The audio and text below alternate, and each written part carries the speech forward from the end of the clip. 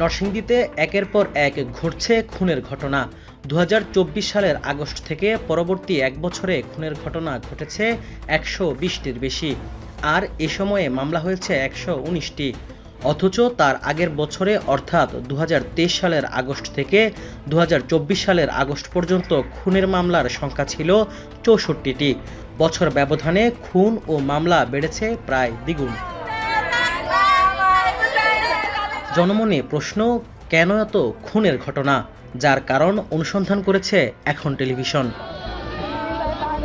ভুক্তভোগী পরিবার ও সংশ্লিষ্টরা বলছেন, মাদক, ইন্টারনেট, ডিশ ও বালু ব্যবসা সহ নানা ব্যবসায়িক দ্বন্দ্ব, রাজনৈতিক প্রতিহিংসা এবং আধিপত্য বিস্তার এসব হত্যার মূল কারণ।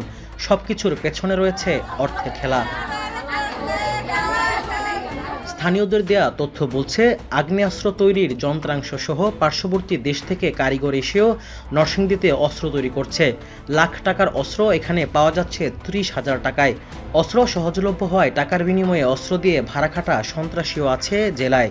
এছাড়া অপরাধীরা আশ্রয় নিচ্ছে রায়পুরার দুর্গম চরাঞ্চলে, যার পেছনে আইনশৃঙ্খলা বাহিনীর দায় আছে বলে অভিযোগ অনেকের। নরসিংদীতে খুন হয় ৩টি জিনিস: ১ নেট ব্যবসা, ২ মাদক ব্যবসা, ৩ হলো ডিশের ব্যবসা। তো আপনি যখন ডিশ ব্যবসা করেন, তখন আমি যখন আপনার কাছে থেকে চাইবো আমাকে আমার টাকা দেন, যখন আপনি টাকাটা দিবেন না তখন আমি বলবো হ্যাঁ, সে যখন এগুলি অবহেলা করতেছে তো টাকা দিবে, টাকা দিয়ে আপনাকে মারা ফেলে হাত বদল করে ফেলবো আমরা। অস্ত্রের শক্তি আছে, তাদের অর্থনৈতিক শক্তি আছে, তাদের পুলিশ প্রশাসনের সাপোর্ট তো অবশ্যই আছে। যে লোকগুলো আপনার অস্ত্রের শক্তি দেখায়, এরা কিন্তু স্থানীয় না, এমন না, এরা কিন্তু মনে করেন ভাড়া খাটে। ওদের কাছে তো মানুষ কিছু না, খুন করতে হবে কিছু না, ওরা যে এই গেমটা তাদেরই করতে হবে বা জিততে হবে। রাজনীতিতে পেশিশক্তি প্রদর্শনে সন্ত্রাসী রাজনৈতিক নেতারা খুনের সাথে জড়িতদের কারামুক্ত করেন, এমন তথ্যও রয়েছে টিম এখনের কাছে। নরসিংদী জেলা ও দায়রা জজ আদালতের সহকারী পাবলিক প্রসিকিউটরের কাছে প্রশ্ন ছিল, খুনের মামলাগুলোর বিচার প্রক্রিয়ায় কেন এত ধীরগতি? গ্রাম পর্যায়ে গোষ্ঠীগত দ্বন্দ্ব, মূলত চরাঞ্চলে গোষ্ঠীগত দ্বন্দ্ব, ওইখানে হত্যাগুলি বেশি হচ্ছে। বিচার কেন হচ্ছে না? অনেক সময় বাদী পক্ষ মামলা দায়ের করতে গেলে মামলাটা সঠিকভাবে লিখতে পারে না, মামলার ঘটনাগুলি লিখতে পারে না, তদন্ত কর্মকর্তাদের মাঝে মাঝে গাফলতি থাকে। আর সবচেয়ে বড় বিষয় হচ্ছে মামলাতে দীর্ঘসূত্রিতা, মামলা বিচার হইতে অনেক দিন সময় লাগে। মার্ডারগুলি হওয়ার কারণ হচ্ছে মার্ডার হওয়ার কিছুদিন পরে দেখা গেছে বাদী এবং আসামি পক্ষ উভয় পক্ষ মিলে গেছে। গত এক বছরে ১১৯টি খুনের মামলায় মোট আসামি ১,৭১৯ জন। এর মধ্যে গ্রেপ্তারকৃত আসামির সংখ্যা মাত্র ৩০২ জন। পুলিশ বারবারই বলছে, চরাঞ্চলে আধিপত্য বিস্তারই খুনের মূল কারণ।